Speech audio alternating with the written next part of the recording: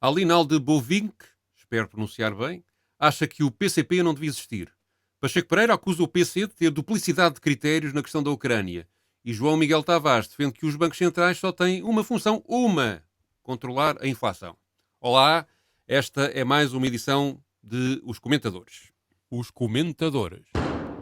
Eles analisam, eles debatem, eles opinam, eles influenciam, eles discutem, eles ensinam, eles divertem, eles manipulam. Eles viciam a República. Ora, cá estamos para mais uma edição dos Comentadores. Tivemos uma semaninha de intervalo por um imponderável, mas voltámos. O Nuno Ramos de Almeida e eu, que me chamo Pedro Tadeu, vamos comentar os comentadores deste regime que pensam de uma maneira diferente da nossa e por isso nós achamos que devemos contrapor algumas das nossas ideias ao que eles expõem.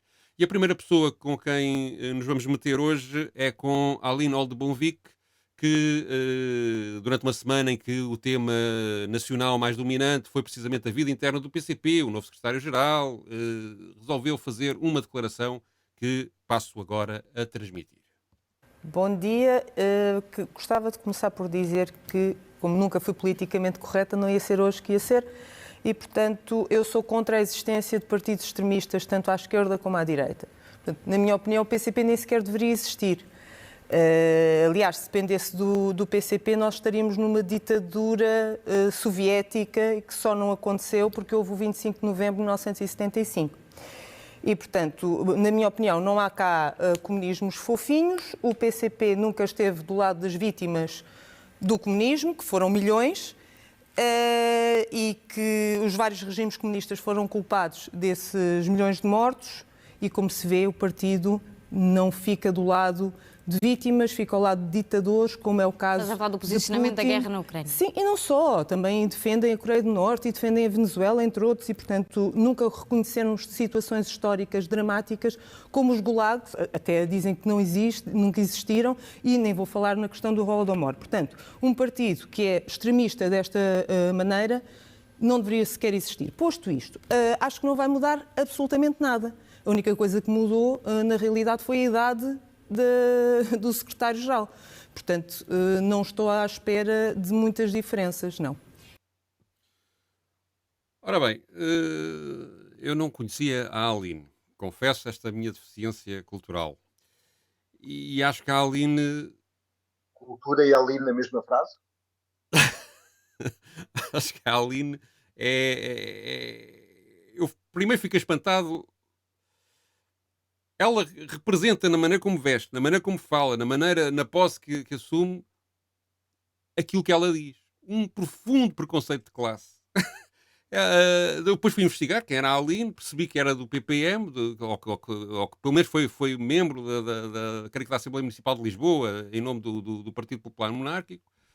Vi uma entrevista em que ela diz que defende a monarquia, que curiosamente, de todos, quer dizer, é a coisa mais antidemocrática, mais anti-liberdade, mais e mais classista que existe. Mesmo a monarquia constitucional inglesa, mesmo levando em consideração que o rei ou a rainha tem relativamente poucos poderes, há uma coisa que é inelutável. É um sistema de sucessão por herança, sem qualquer método de eleição, e mesmo as piores ditaduras que ela aqui referiu têm internamente processos de eleição para escolher os seus líderes. E, portanto, digamos, estar a comparar uma pessoa que se diz democrática, estar a advogar ao mesmo tempo um sistema como a monarquia, mesmo com sistemas de balanços, não me parece, e mesmo com sistemas de eleições constitucionais, etc., não me parece, digamos, para quem depois quer proibir, que é também um exercício de democracia e de liberdade muito pouco coerente, partidos como o Partido Comunista Português, porque ela, ao dizer que não devia existir, está no fundo a advogar a sua proibição. Parece-me de facto uma forma de ver a democracia muito, muito limitada. Mas o que mais me impressionou é que o que ela diz reflete, foi digamos, a mensagem que o visual, a forma de falar e a forma de comunicar que ela fez, de facto, há aqui uma altivez, uma arrogância que me impressiona muito, porque no fundo o que ela está a dizer é, pá, estes tipos que representam umas centenas de milhares de portugueses não merecem falar. E isso parece-me uma coisa extremamente antidemocrática e contraditória com quem se diz, como ela, uma grande defensora da democracia. E sobre isto tens a dizer, Nuno Ramos de Almeida? Eu tenho a dizer muito pouco, mas basicamente é o seguinte: a senhora é ucraniana e até pode ter, do ponto de vista familiar, razões de queixa em relação ao regime soviético, mas está em Portugal. E em Portugal, tendo todos os direitos a falar, como nós, não é por ser ucraniana de origem que tem menos direitos, é preciso notar que este país tem uma história. E neste país, a conquista da liberdade foi feita com a luta dos comunistas. Foram os comunistas que pagaram o preço mais alto para que se conquistasse a democracia e para que houvesse o 25 de Abril. Tiveram centenas de membros presos, tiveram muitos deles torturados e muitos deles mortos. E o desconhecimento que se tem é muito grande da parte da senhora. E é o mesmo desconhecimento que faz com que hoje determinados nacionalismos que se afirmam no leste da Europa, eu já vi a senhora defender o Stefan Bandera, determinados nacionalismos que se afirmam no leste da Europa, sejam nacionalismos que tenham colaborado com os nazis e com os SS. Portanto, completamente de acordo que se discuta a história de uma forma sobre os seus mortos e os seus culpados. Acho que eles são bastante mais vastos e bastante. O capitalismo tem milhões de mortos que passam por baixo do tapete, mas acho que tem que se ver a história. E a liberdade e a democracia devem muito aos comunistas. Eu ficaria por aqui. Só para concluir, para completar o que estás a dizer, ela tem direito a dizer estas coisas na televisão porque o PCP fundou a democracia em Portugal. Portanto, ela tem o direito, e tem todo o direito, de ter as opiniões que transmitiu, e eu tenho todo o direito, e tu tens todo o direito, e outras pessoas terão esse direito de a criticar, porque o PCP lutou e fundou em 74, 75, 76, até à Constituição, fundou com outros partidos, mas fundou a democracia portuguesa. É fundador deste regime. E se ela se sente bem neste regime, e parece que se sente, deve-o ao PCP. Mas o PCP foi tema também de muitas outras controvérsias ao longo desta semana. É impossível estar a responder a todas, ou estar a comentar todas, ou até estar de acordo com todas. Escolhi aqui uma afirmação do Pacheco Pereira que acusa o PCP de duplicidade. Vamos ouvir. A ideia de que o PC está desligado do mundo real é um erro. Eles estão muito ligados ao mundo real. Podem não gostar do mundo real que têm, não é? Mas ligados ao mundo real estão. O PCP deve ser dos partidos que têm melhor qualitativamente e quantitativamente informação que qualquer direção partidária tem em Portugal. Podem ter certeza que eles sabem mais sobre um vasto número de coisas do que sabe o Primeiro-Ministro. Eu digo isto com bastante certeza. A informação, a capacidade que o PC tem na sua máquina burocrática e no seu funcionamento, na sua estrutura de funcionamento, recolhe uma enorme quantidade de informações. Eles sabem o que se passa numa fábrica, coisa que o PS não sabe de todo. Eles sabem o que se passa num escritório, eles sabem o que se passa na função pública, eles sabem o que se passa no interior do país. Agora, podem não gostar das informações que lhes chegam e não gostam cada vez menos, porque eles têm consciência de que a atual situação política não é tanto dos resultados eleitorais, é a atual situação política internacional os coloca numa posição que é sentida pelas pessoas como sendo uma posição inaceitável, que é apoiarem a invasão da Ucrânia, que apoiam de muitas formas. Deixe-me só dar-lhe um exemplo. Há milhares de pessoas presas na Rússia e há centenas, e admito até milhares de pessoas presas na Ucrânia. Os ucranianos não são santos nesta matéria. Pois o que acontece é que há um movimento ligado ao PC de solidariedade com os 2 ou 3 presos ucranianos e não veem completamente os milhares de presos na Rússia, alguns dos quais foram candidatos eleitorais, o encerramento de organizações, por exemplo, associadas à memória como ao Memorial, isso nunca vem. Portanto, há uma completa duplicidade de critérios e as pessoas percebem essa duplicidade de critérios. E o PC muito dificilmente se vai ver livre disto. Esta afirmação do Pacheco Pereira vem na linha de alguns artigos que ele já tinha escrito antes no Público, e há aqui uma contradição isto tem vários anos de análise possíveis, obviamente, mas há aqui uma que me parece relevante, que é que ele acusa o PCP de duplicidade na questão da guerra da Ucrânia, porque apoia a paz ou os pacifistas de um lado e não apoia os pacifistas do outro. Basicamente, parece-me que foi isto que ele quis dizer. E além de eu achar que isso não é verdade, mas independentemente disso, vamos até admitir que seria verdade. Então, e a duplicidade dos que defendem a guerra da Ucrânia? Que só veem as maldades do lado da Rússia, não veem as maldades do lado da Ucrânia. Só veem violações de direitos humanos do lado da Rússia, não veem violações... Quer dizer, ao apreciar a guerra, não devíamos também, digamos, o Pacheco Pereira também não é dúplice ao apreciar a guerra, da forma como aprecia, ele próprio, da forma como a comenta. Eu parece-me, obviamente, que sim. Que, digamos, a capacidade de analisar a guerra de uma forma objetiva e minimamente isenta está muito longe de ser frequente entre os nossos comentadores. Por outro lado, acho que ele esquece aqui de uma coisa. Ainda há pouco tempo, há um mês, houve uma sondagem no Expresso que dizia que 32% das pessoas queriam negociar com o Putin. Ou seja, queriam a paz. E o PCP, a posição que tem é fazer o caminho para a paz, que é um caminho que não está a ser feito. Basicamente é esta a posição do PCP. E portanto, não me parece... Aliás, ele até é contraditório aqui, porque diz que o PCP conhece bem a realidade, mas depois, pelos vistos, ignora o sentido da população na questão da guerra, segundo a interpretação do Pacheco Pereira.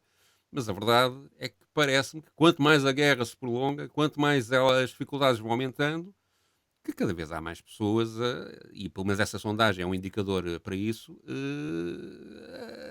a provavelmente acharem que as posições do outro lado, digamos assim, a favor da guerra, não são tão maioritárias como o Pacheco Pereira parece indicar. Nuno. Bom, eu acho que o Pacheco Pereira cai em algumas contradições e mantém algumas fidelidades. A fidelidade que mantém é que ele está normalmente a favor da posição dos Estados Unidos da América. Ele já o fez em relação... Ele não tem uma posição fechada. Eu não me lembro, por acaso, não me lembro bem da posição dele durante as guerras do Iraque, mas foi a mesma coisa, não é? Sim, mas a posição de guerra do Iraque não foi a mesma coisa. Ele foi a favor da invasão do Iraque. É isso. Ele foi a favor da invasão do Iraque. Sim. E o PCP foi contra. Ele agora é contra a invasão da Ucrânia e o PCP não foi a favor da invasão da Ucrânia. O PCP, aliás, diz num comunicado que se deve respeitar, naquele linguajar próprio do PCP, as resoluções da Ata de Helsínquia e a soberania das fronteiras dos povos, mais ou menos isso. Portanto, significa que o PCP não é favorável à invasão da Ucrânia. Há uma diferença, de qualquer forma, entre o PCP e o Pacheco Pereira. É que o Pacheco Pereira, tal como no Iraque, e essa é uma coerência, ele acha que as coisas se ganham no terreno da guerra. E o PCP tem a experiência do Iraque, onde morreram milhões de pessoas em consequência da guerra, e acha que qualquer morto somado na Ucrânia é intolerável, seja russo ou ucraniano.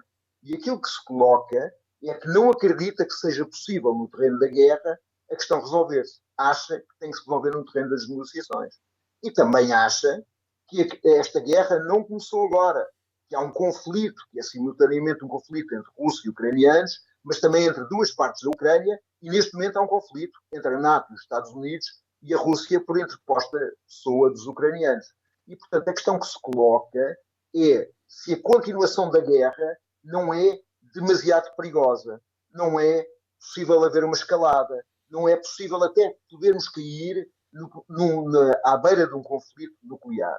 E aquilo que o PCP defende é que se deve negociar agora e já, e que se devem entender as partes em conflito. De outra maneira, vamos assistir a que estamos a assistir hoje. Não só a multiplicação dos mortos no terreno, mas a destruição completa das condições de vida em grande parte do planeta e da perda de poder de compra e de capacidade de sobreviver das pessoas que trabalham. Esta guerra tem as costas largas e está a ser utilizada para minorar o fator de trabalho, para ainda mais roubar dinheiro a quem trabalha, a favor de umas sanções que não são eficientes. Porque se elas fossem eficientes, teriam obrigado os russos a recuar. E aquilo que se verifica é que há um efeito bumerangue em que as sanções não só não o obrigam, como até fizeram que os russos ganhassem mais dinheiro com a venda da energia. E, portanto, as sanções onde existem são cá, são na Europa, são nos países da África, são nos países da Ásia, são nos países da América Latina. Quem está a ser sancionados somos nós todos. E é por isso que há 30% de pessoas, não é porque amem ou simpatizem o Putin, que querem negociações, porque entenderam isso. Muito bem. Vamos agora ouvir um convidado que repete, um convidado do Nuno Ramos de Almeida, chamado João Miguel Tavares. Os bancos centrais têm uma função, a mais importante de todas, é a estabilidade dos preços.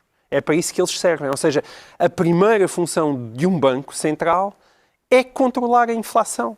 E, portanto, a inflação andar ali na casa dos 2%, 3%. E, portanto, não há dúvidas de qual é que deve ser a intervenção. O que se pode criticar a Lagarde é ela ter demorado demasiado a começar a subir as taxas de juros. Agora, é evidente, ela tem que os subir até que a inflação esteja controlada. E, ao contrário também do que o Ricardo estava a dizer, não é claro qual das opções é que vai à carteira do Ricardo, porque, na verdade, a resposta triste, mas verdadeira, vão as duas. As duas. E eu sou daqueles que acredita que, apesar de tudo, controlar a inflação é mais importante, ainda que se corra algum risco de recessão. Porque a inflação é algo profundamente injusto, sobretudo para quem tem menos. Nuno, concordas que o Banco Central só toma conta da inflação? Ele disse os bancos centrais, não Os disse bancos o Banco centrais, Central. sim. De facto, o Banco Central Europeu tem no seu estatuto que a sua missão fundamental é controlar a inflação. Mas nem o Banco Central Europeu aplica essa regra sempre. Nós conseguimos sair da chamada crise da dívida soberana, que era pouco soberana porque nós não temos soberania sobre a moeda, porque o Draghi disse que compraria as dívidas dos países em última instância. E, portanto, fez uma intervenção que não tinha a ver com a inflação, mas tinha a ver com a recessão e com contrariar a recessão. Portanto, e em relação à Reserva Federal Americana, está claro nos seus estatutos que ela não tem apenas a inflação como objetivo. Mas isso é o menor dos problemas. O maior dos problemas é a justificação que tem o João Miguel Tavares da independência dos bancos centrais. Os bancos centrais são independentes porque a doutrina neoliberal colocou fora do domínio da discussão democrática instrumentos fundamentais da economia. E desde um texto célebre do Hayek, em 1939, que eles viram a globalização de integração como uma forma de retirar à política o controle das regras da economia. E, portanto, deste ponto de vista, os bancos centrais são independentes por isso. E a sua política não é uma política para o bem geral. A sua política é uma política determinada, porque é muito pouco credível que o aumento de taxa de juros consiga funcionar para esta inflação que nós temos agora. Na doutrina económica, o aumento de taxas de juros é usado para diminuir a procura agregada, isto é, o consumo, quando a inflação é do lado da procura. Isto é, há pessoas que têm dinheiro e compram muita coisa e há poucas coisas e os preços sobem. Ora, esta inflação é do lado da oferta. Esta inflação existe porque os preços da energia subiram e porque as taxas de lucro das empresas e as margens de lucro dispararam. Portanto, não é reduzindo, tornando o dinheiro mais caro e fazendo que as pessoas tenham menos dinheiro que vai resolver este assunto. Isto é, no fim vai resolver. Se morrer um doente, ele deixa de ter febre. Mas não se pode dizer que é uma solução. Nós vamos ter uma altíssima recessão. E o que é que isto... para que é que isto é feito? Isto é feito não porque funciona, porque nós reparamos que os países que começaram primeiro a subir as taxas de juros, muito antes de nós, têm a mesma inflação que nós. Portanto, isso não funcionou. Isto é feito para que a fatia do capital continue a aumentar e a fatia do trabalho continue a baixar. E quando houver a retoma depois da recessão, quando acabar a guerra, a distribuição do rendimento está feita a favor dos mais ricos, ainda mais. E é essa a questão que está em cima da mesa. E é por isso que não tiram dinheiro, quando ele diz, o Ricardo Araújo Pereira, tiram dinheiro se não fizerem isto, mas tiram dinheiro de outra maneira. Não. O dinheiro que eles estão a salvar, mantendo a inflação baixa e não subindo os salários, é o dinheiro dos mais ricos. porque esse é que tem capital financeiro. Sim, e há ainda outro aspecto, que é quando se fala em independência dos bancos centrais, ou neste caso a conversa girava em torno de uma declaração de Mário Centeno a defender a subida das taxas de juros, portanto, o governador do Banco de Portugal. Quer dizer, a verdade é que o Banco de Portugal, neste momento, está dependente, não é independente, está dependente do Banco Central Europeu. As decisões que tomam, aquilo que Mário Centeno diz, pelo menos nestas matérias, está totalmente dependente do Banco Central Europeu. Ele reproduz aquilo que o Banco Central Europeu manda dizer. Portanto, a sua independência é muito relativa. Por outro lado... E o sistema também está dependente da... Desculpa te interromper. E o sistema, o problema é que... Faz favor de interromper. Interrompa sempre quando quiser. Sim, está compartimentado. Além do mais, há aqui quer dizer, mesmo esta visão... Eu compreendo que, digamos, independentemente da história que tu fizeste, desde o AEEC até agora, e de como é que nasceu esta ideia da independência dos bancos centrais, acho que qualquer pessoa com o mínimo bom senso percebe que é demasiado poder em poucas pessoas, e todas elas vêm depois de organismos que vêm da Goldman Sachs, são pessoas que, digamos, vêm do mundo financeiro, que está a fazer um juízo em causa própria e permanentemente. E, portanto, é preciso que estas pessoas tenham fiscalização política, que haja digamos, alguma forma de compensar o poder excessivo que acabam por ter, independentemente de, em certas situações, poderem também agir autonomamente. Mas, portanto, há aqui um desequilíbrio que estas instituições europeias e as nacionais que vão atrás destas instituições europeias perderam e não conseguem obter. Mesmo o Fed americano, o exemplo que deste do Mário Draghi. O Mário Draghi, quando tomou essa decisão é uma decisão meramente política, não é uma decisão de cariz, foi uma decisão política. Ele, aliás, depois teve um percurso político e chegou a primeiro-ministro da Itália, precisamente porque agiu como um político, e, portanto, a política tem que estar casada com o estudo económico e com as decisões económicas, não podem estar de costas voltadas uns para os outros. E, portanto, é um erro para a sociedade, em termos gerais, independentemente depois dos regimes, e se é mais keynesiano, se é mais Hayek, se é mais marxismo, se é o que for. Mas, tem que haver um mínimo de equilíbrio entre o poder político e o poder económico, não podem, digamos, estar de costas voltadas. E o que está a passar neste momento com o BCE é que não está a agir nem sequer... Eu acho que mesmo, digamos, grande parte das empresas, tirando essas grandes empresas que tu referiste, todas as outras começam a ir por aí abaixo, sofrem com estas medidas. Não é? Sofrem. Não é só os trabalhadores, não é? E, portanto, isto é de facto... agir em causa própria, porque esta gente que lá está vem desse mundo, desse mundo financeiro e de grandes corporações empresariais. Diz. Deixa-me dizer só duas coisinhas. Uma é que nós temos a ideia que a crise é um acidente. E as crises, neste momento, não são acidentes. São uma forma de gestão política e económica. Isto é, nós vivemos em permanente crise porque isso permite aumentar o lucro das grandes empresas e tirar os rendimentos a quem trabalha. E estamos a saltar de crise em crise. Não é um acidente, é uma forma de gestão. Tivemos a crise pandémica, temos a crise económica antes, temos a crise militar. Portanto, nós vivemos num sistema de crise. Por outro lado, os neoliberais, que é uma coisa relativamente recente na história da humanidade, convenceram-nos desde o final dos anos 70 que a economia é só uma. Como tu muito bem disseste, a economia é uma escolha política. Perante uma determinada informação, há quem possa escolher um caminho, privilegiando determinadas ações da população, ou quem escolhe outro caminho.